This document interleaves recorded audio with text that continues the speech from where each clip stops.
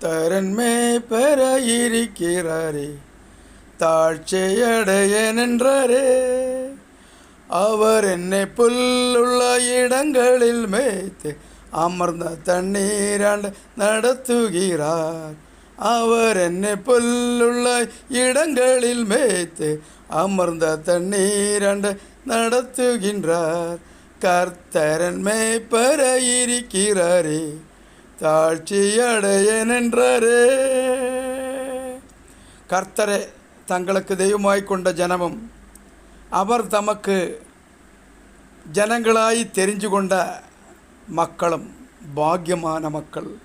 பரலோக ராஜ்யம் அவருடையது. அல்லேலூயா. இயேசு வரப்போகிறார். அவரை ஏற்றுக்கொண்ட மனிதர்கள் பாக்கியவான்கள்.